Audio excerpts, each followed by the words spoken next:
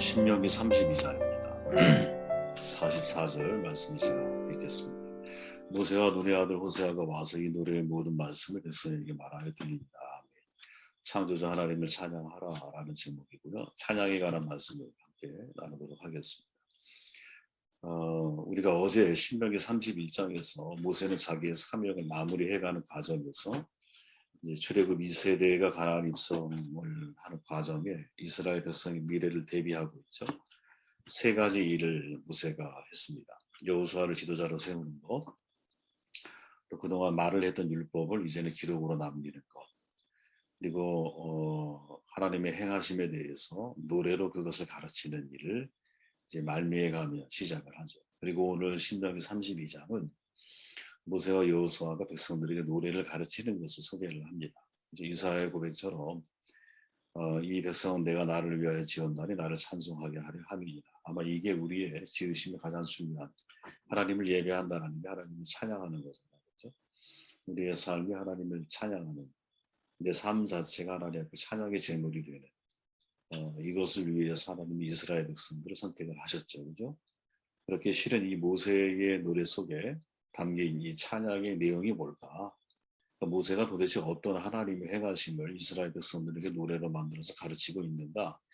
이것은 결국 우리들에게 적용해 보면 우리의 찬양의 내용에 담겨 있어야 할 중요한 핵심 가치, 핵심 내용, 그것을 발견하는 그러한 중요한 장이 될 수 있는 것이죠. 그렇게 이 질문에서부터 말씀 묵상을 함께 나눠보도록 할게요. 6절 말씀을 공동 번역으로 제가 읽어보면, 너희가 어찌 야훼에게 이를 수 있느냐? 이 어리석은 것들아, 미련한 것들아, 그가 너희를 있게 하신 너희 아버지가 아니시냐? 너희를 만들고 붙들어 주시는 이가 아니시냐? 공동 번역입니다. 하나님이 창조하심을 찬양하라라는 거죠. 모세는 가장 먼저 이렇게 노래를 내요. 하나님은 너희를 있게 하신 너희 아버지다. 쉽게 표현해 보면 하나님은 창조주라는 거죠. 하나님이 나를 있게 하신 분이라는 사실을 기억하는 것. 이것이 찬양의 핵심, 사실은 내용이 되어야 합니다. 개인적으로 좋아하는 찬양이지만 창조의 아버지 이런 찬양이 있거든요. 전에 한번 우리가 나눈 적이 있는데 그 찬양 부를 때마다 마음속에 큰 감동이 있죠. 이 세상의 모든 만물들은 스스로 계신 하나님에 의해서 창조되고 또 스스로 되어가는 힘, 즉 자연의 힘을 가지고 있잖아요. 자연이라는 것이 스스로 되어가는 힘을 가지고 있는 거죠. 그죠? 스스로 있는 힘이라고 하는 것은 하나님의 중요한 속성 가운데 하나거든요. 출애굽기에서 우리가 잘 알지만 모세를 하나님이 부르셔놓고 하나님이 모세에게 이르시되 나는 스스로 있는 자 이렇게 선언을 하시죠. 그렇게 그가 있게 하신 모든 자연 만물 속에는 사실은 하나님의 신성이 담겨 있거든요. 하나님을 믿을 만한 증거들이 그 속에 있다라는 거예요. 그것은 곧 우리가 찬양의 내용이 되어야 한다라는 거죠. 우리에게 이제 알려져 있는 것 중에 신존재 증명의 4가지 방법이라는 말이 있어요. 근데 그 신존재 증명 4가지 방법에서 중요한 것은 뭐냐? 그 존재를 증명하는 데 있어서 그 해답을 성경 구석구석에서 사실은 우리에게 증언해 주고 있다라는 거죠. 첫 번째가 뭐냐면 우주론적 증명이라는 말이 있어요. 모든 것은 원인이 있다라는 거예요. 내가 컵이 이렇게 있는데 이 컵이 만약에 이동을 하려고 하면 누군가 원인자가 있어야 되잖아. 시작하는 시작점이 있다라는 거죠. 내가 이 땅에 태어나면 부모가 있어야 되잖아요. 그 부모를 거슬러 올라가면 딱 2가지로 정돈이 되거든요. 창조주 하나님이 인간을 만드셨느냐 아니면 자연적 진화를 통해서 인간이 만들어졌느냐. 과연 여러분 우리의 조상이 원숭이라고 받아들여지십니까? 저는 이게 참 받아들여지기가 너무 어려워요. 예. 누군가 정말 지적 설계자가 사람을 만들어야만이 존재할 수 있는 게 아니겠나 이렇게 생각을 하거든요. 근데 성경은 명확하죠. 창세기 1장에 보면 태초에 하나님이 천지를 창조하신다. 아멘. 하나님이 태초의 원인자라는 거죠. 세상은 본래부터 존재한 것이 아니라 하나님이 창조하셔서 시작이 된 것이다. 이게 바로 우주론적 증명이고 우주론적 증명에 대한 성경의 해답은 태초에 하나님이 천지를 창조하셨다는 말을 통해서 최초의 원인자가 하나님이 계시고 우리는 다 하나님에 의해서 이 땅에 있게 된 존재, 하나님에 의해서 존재하게 된 피조물임을 성경은 명확하게 사실은 증언하고 있다라는 거죠. 둘째는 존재론적 증명이란 말 아마 들어보셨을 거예요. 모든 사람은 절대자에 대한 탁월한 의식을 가지고 있다라. 무슨 말이냐면 칼빈은 종교의 씨앗이라고 말해요. 어느 시대 어느 민족을 가보든 간에 사람들에게는 종교에 대한 씨앗을 다 가지고 있다라는 거죠. 신에 대한 경외감. 네. 그것이 태양을 보고 경외감으로, 자연의 아름다움을 보고 또 다른 경외감으로, 여러 가지 다른 우상적인 형태로 표현되기는 하지만 그 근본적인 마음속에는 하나님만이 채울 수 있는 빈 방이 우리의 마음 가운데 있다는 거예요. 파스칼의 말처럼. 누구나 종교의 씨앗을 가지고 있다는 거죠. 그래서 그 씨앗을 통해서 실은 우리가 하나님이 만드신 자연 만물 속에서 하나님을 만날 수 있는 길이 있다는 거예요. 로마서 1장에 보면 바울이 이렇게 말하잖아요. 하나님을 알만한 것이 그들 속에 보인다. 하나님께서 그들에게 보이셨다. 창세로부터 그에 보이지 않은 것들, 곧 그의 영원하신 능력과 신성이 그가 만드신 만물에 분명히 보여 알려졌나니 그러므로 그들이 핑계하지 못할지니라. 아멘. 하나님의 창조의 능력과 신성이 만물 속에 깃들여져 있다라는 거. 그렇게 진짜 우리가 빈 마음을 가지고 어떤 게 더 상식적이고 합리적인 결론일까라는 질문을 가지고 자연을 보면 사실은 창조주 하나님이 이 세상을 만드셨다는 것에 동의할 확률이 제가 볼 때는 훨씬 더 높다고 저는 생각하거든요. 그리고 세 번째가 목적론적 증명이라는 말이 있어요. 존재하는 모든 것들은 분명한 목적을 가지고 있다는 거죠. 여러분들 해변권을 거닐다가 예를 들어서 정교한 시계를 하나 우연히 발견하게 됐다고 가정을 해보세요. 만약에 그 시계가 수억 년의 시간을 통해서 바다에 있는 철분, 아연, 여러 가지 광물들이 세월에 의해서 저절로 그런 시계를 만들었다라고 이야기한다면 상식적으로 그거를 받아들일 수 있는 사람이 있겠습니까? 근데 이 시계보다 훨씬 더 복잡하고 정교한 인간, 소우주라고 불리잖아요. 이게 여러 차례의 돌연변이 과정을 통해서 지금의 호모 사피엔스를 진화했다라고 이야기를 한다면 이걸 과연 상식적으로 받아들일 수 있는 사람이 우리 가운데 있겠느냐 이 말이죠. 아름다운 음악도 여러분 작곡가가 있어야 만들어지는 거고요. 정말 멋진 웅장한 건물들도요. 건축가가 있어야 만들어지는 거거든요. 근데 그보다 훨씬 더 정교하고 아름다운 이 세상이 지적 설계자가 없이 어떻게 목적이 없이 이 세상에 만들어질 수 있겠느냐. 그럼 성경은 뭐라고 말하느냐? 히브리 기자가 하는 말이죠. 히브리 기자. 집마다 지은 이가 있으니 만물을 지으신 이는 하나님이시라. 아멘. 결론이 이게 중요한 거예요, 여러분. 이런 증명 방법이 있는데 증명에 대한 성령의 증언이 뭐냐? 그 증언이 어떻게 하나님의 창조되심을 우리에게 설명해주고 있느냐? 근데 성경은 각 기자들을 통해서 그것을 명료하게 우리에게 증언해주고 있다는 거죠. 그리고 마지막으로 도덕론적 증명이라는 말이 있는데 자연엔 자연법이 있잖아요. 인간에게는 도덕법이 있다는 거예요. 그 법은 하나님이 주신 거라는 거죠. 사회학자들이 발견한 것의 공통점이 뭡니까? 마지막 사람이 죽는 순간 쫓아오는 사람도 없는데 도둑은 도망가야 하듯이 마치 사람들은 마지막 순간이 되면 누군가 나를 심판할 것을 아는 것처럼 내가 살아온 지난 날들의 잘못된 것들을 후회한다는 거지. 하지 못했던 거, 내 양심에 걸렸던 거, 이것을 죽기 전에 내 양심의 법으로, 법에서, 우리는 양심의 법이라고 믿고 있지만 그 양심의 법이 나로 하여금 의의 문제를 진짜 고민하게 만든다. 의의 문제, 내가 의롭게 살아. 이 의의 문제가 해결이 안 되면 내가 죄인이 될 수밖에 없는 것이기 때문에 이 의의 문제에 대한 진정한 해결은 누구? 예수 그리스도 외에는 없는 거죠. 시편 기자가 말하잖아요. 어리석은 자는 그 마음에 이르길 하나님이 없다 해. 그들은 부패했어. 가증한 항을 해게 선을 행하는 자가 없어. 바울이 자기 스스로 깨달은 게 뭐예요? 의인은 없나니 하나도 없어요. 그렇게 모든 인간은 마지막 죽는 순간에 나의 죄로 인해 고통을 받아요. 스스로 나를 심판해요. 그럼 이 의의 문제를 사는 동안 어떻게 해결을 해야 돼요? 예수 그리스도께서 나를 위해 대신 속죄의 제물이 되신 것을 믿음으로 받아들이고 바로 그 속에 하나님의 사랑이 포함되어 있다는 것을 내가 인정하는 것이죠. 이 모든 것들이 창조주 하나님과 직결되어져 있는 문제이거든요. 부모 없는 자녀 있을 수 없잖아요.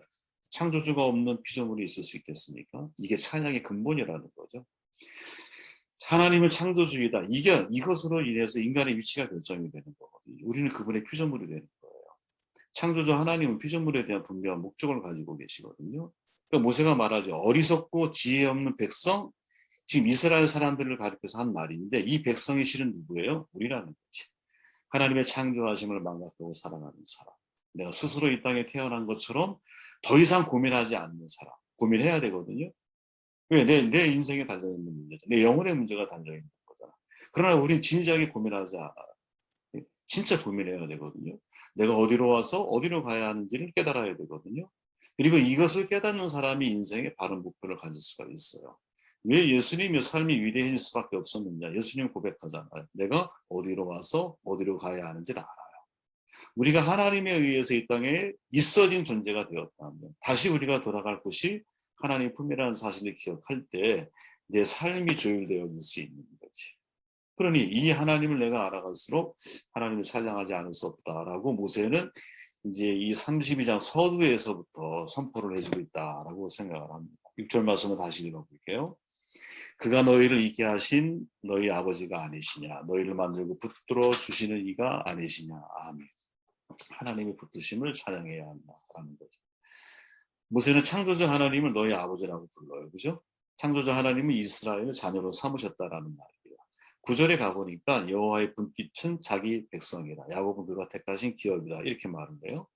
이스라엘이 하나님께 택하신 자녀이고 분깃, 즉 하나님의 소유라는 거예요.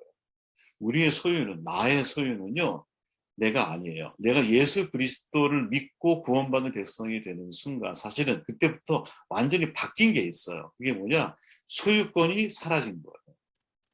하나님이 나를 택하셨다라고 하는 것은 분깃, 그분의 소유가 되었다라는 거거든요.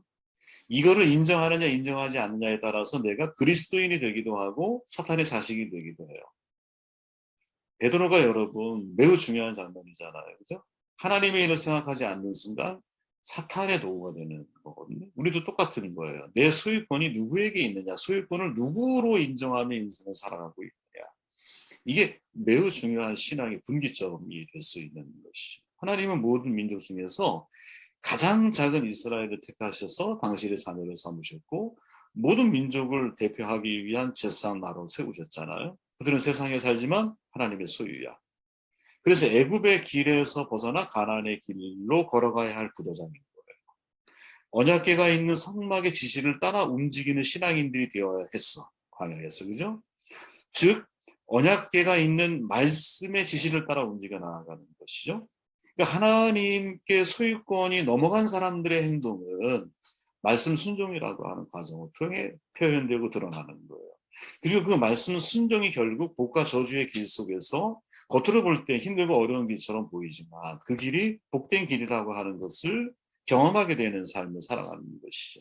이것이 사실은 모세오경 전만에 흐르고 있는 신학의 뼈대거든요. 너희를 만들고 붙들어 주신 이가 아니시냐. 모세는 하나님이 이스라엘 백성들을 붙들고 계신다라고 노래를 하죠. 그리고는 비유를 뭐로 하냐면 독수리 새끼의 비유를 하는 거예요. 11절에 가보면 마치 독수리가 이렇게 비유를 하죠. 자기의 보금자리를 어지럽게 하며 자기 새끼 위에 나풀거리며 그의 날개를 펴서 새끼를 받으며 그의 날개 위에 그것을 엎는 것 같이 여호와께서 홀로 그를 인도하셨고 그와 함께한 다른 신이 없었더라. 아멘. 이게 하나님이 택하신 자기 백성들을 인도하시는 방법이라는 거지. 훈련이라는 거예요. 이게. 하나님이 우리를 눈동자처럼 지켜주시는 것 과잉보호가 아니에요.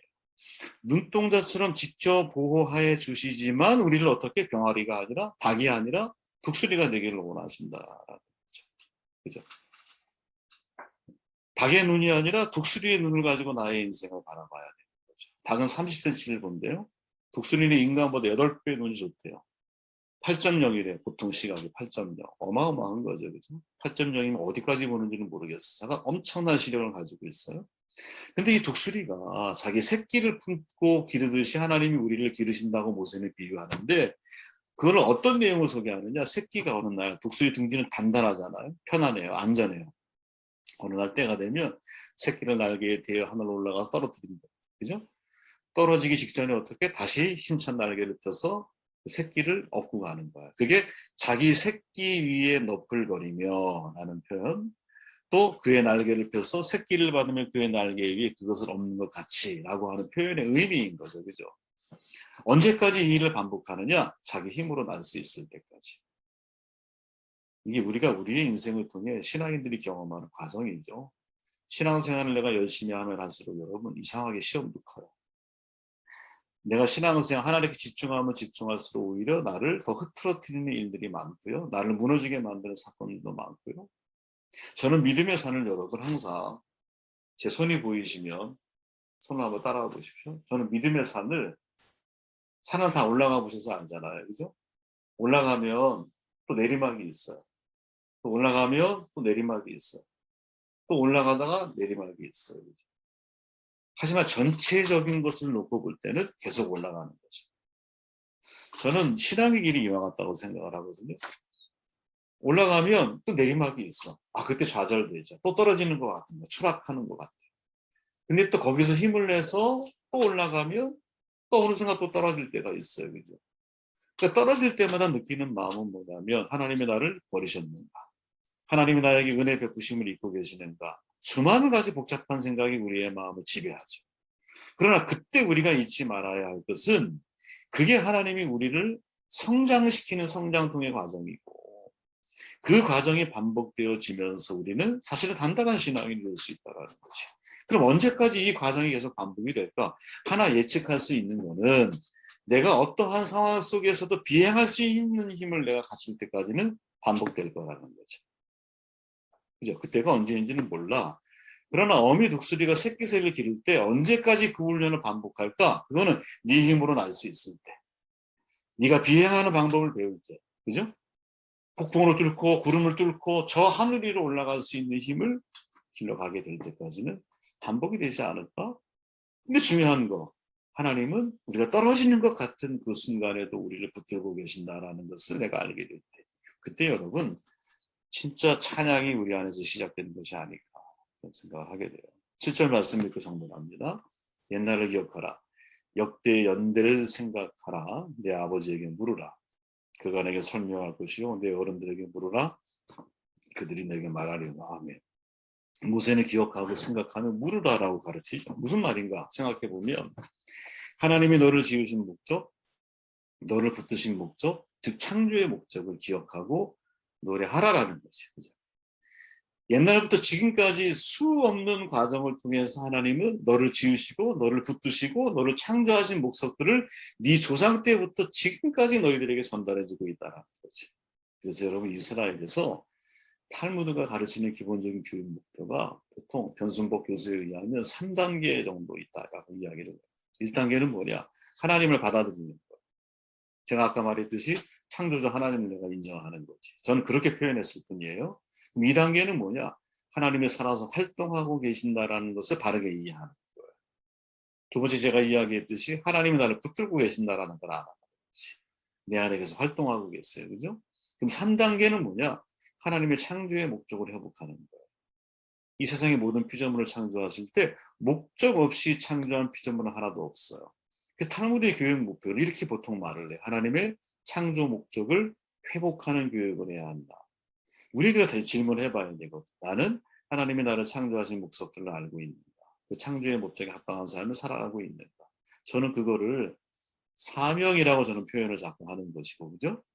사명을 내가 알아야 나의 창조 목적을 내가 알아야 내 인생이 더디 가도 바로 가는 것이고 천천히 가도 빨리 가는 거죠. 그죠? 사명이라고 하는 길을 모르면 아무리 빨리 가도 그건 오히려 더 먼 길을 돌아오게 되는 길일 수 있어요. 여러분, 랍비들이 이제 예수님처럼 예화를 가지고 이제 교육하는 거에 익숙하잖아요. 이 창조 목적을 가르치는 이야기가 탈무드에 있어요.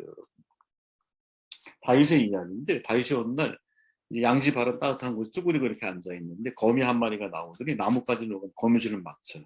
마음속으로 다윗이 물어요. 아니 하나님 저 쓸데없는 직무를 짜는 거미는 왜 창조하셨습니까? 이렇게 물어요. 마음속에 응답이 와요. 너 훗날 알게 될 거야. 근데 어찌된 일인지 벌 한 마리가 날아오더니 거미줄에 딱 걸려. 예. 거미 역을 잡아먹어요. 이거를 바라보면서 다윗이 마음속에 또 다른 질문을 던져요. 하나님, 아니 저 불쌍한 벌은 왜 지으셔서 저렇게 죽게 하십니까? 또 마음속에 하나님의 응답이 와요. 너 훗날 모든 거 알게 될 거야. 시간이 한참 흘렀어. 다윗이 성장했어. 사울을 피해 도망하는 도망자 신세가 됐어. 여기저기 방황하다가요. 숨을 장소를 찾아. 불 속에 들어가다가 성경에 보면. 근데 다윗이 들어가자마자 거미가 나타나더니 입구를 온통 거미줄을 막 치는 거예요. 사울의 군대가 지나가다가 거미줄이 쳐져 있으니까 사람이 안 들어갔다고 생각하잖아요. 쓱 지나가요. 정말 하나님께 기도했어요, 다윗이. 야, 하나님 감사합니다. 저를 위해서 저 거미줄을 하나님께서 창조하는 만들어내는 저 범위를 창조하셨군요. 이렇게 고백을 해요. 탈무드에 나오는 이야기예요. 또 시간이 흘러요. 사울이 잠들어 있는 캠프를 발견해요. 우리가 그 사울 옷자락 베는 그 사건 있잖아. 근데 갑자기 그 옆에서 자고 있던 경호대장이 반대로 돌아누우면서 다리가 다윗의 등 위에 올려져요. 그 순간 갑자기 들킬 거 아닌데 조금 있으면 벌 한 마리가 날아와서 그 경호대장의 다리 위에 올라앉아요. 물어요. 그거를 잡는 순간 다윗이 도망쳐 나와요. 그때 다윗이 또 고백을 하는 거야. 하나님, 저 벌도 결국 저를 위해 창조하셨군요. 이렇게 말을 하거든요. 저는 이 이야기를 이렇게 보면서 이게 이제 랍비들이 창조의 목적에 대해서 가르칠 때 하는 이야기인데 지금은 다 이해가 안 돼요, 여러분. 근데 훗날 하나님이 나를 창조하신 목적이 이해될 때가 분명히 있었으면 좋겠어요, 여러분들에게. 지금 저 사람이 왜 필요할까 이해가 안 돼요, 여러분. 특히 여러분 지금은 내가 예를 들어 좋은 관계는 모르지만 나쁜 관계야. 되게 어렵죠. 왜 만나게 하셨을까? 다 이해가 안 돼요, 여러분. 그러나 시간이 지나고 훗날 어느 순간이 되면 왜 하나님이 우연처럼 보이는 필연을 통해서 이 관계 속에 이 사람과 이 사건과 이 환경을 만나게 하셨는지 이것을 우리는 알게 될 때가 분명히 있을 거라는 거지. 지금은 하나님이 나를 창조하신 목적이 선명하지 않을 수 있어요. 베일에 가려져 있는 거야. 양파 껍질 벗기듯이 계속 까고 있는 중일지도 몰라요. 그러나 훗날 어느 순간이 되면 하나님의 창조의 목적이 이해될 때가 분명히 있기를 바라고 있는 축복이 있었으면 좋겠어요. 그죠? 이 세상에 하찮게 우연히 태어난 존재는 없잖아. 관계도 마찬가지거든요. 우연히 만나게 하신 관계는 저는 없다고 생각을 해요. 네. 75억분의 1의 확률을 가지고 여러분들과 우리는 만난 거예요. 거기에 의미를 억지로 부여하라는 게 아니라 그 확률 자체가 어려운 확률이다. 그러면 그거를 우연으로 받아들일 거냐 필연으로 받아들일 거냐에 따라서 창조의 목적을 발견할 수 있느냐 없느냐가 결정될 수 있는 거지. 네. 말씀을 정돈해 보면 찬양의 내용이 무엇이어야 되는가라는 질문을 가지고 32장을 읽어봤어요. 왜? 모세가 이 노래를 통해서 이스라엘 백성들에게 하나님의 행하심에 대해서 증언하고 있거든. 찬양은요 우리를 바로 그 자리로 되돌아가게 만드는 힘이 있어요. 그죠? 찬양 속에 사연이 있고 찬양 속에 기억의 회복 능력이 그 속에 있어요. 창조주 하나님 우리가 기억해야 돼요. 그 하나님이 나를 택하시고 붙들고 계세요. 붙드셔서 나를 결국 하나님의 창조의 목적을 완성해가는 사람으로 세우실 것을 믿고 저 여러분들이 승리하는 삶을 창조의 목적을 찾아가는 그런 축복이 있기를 주여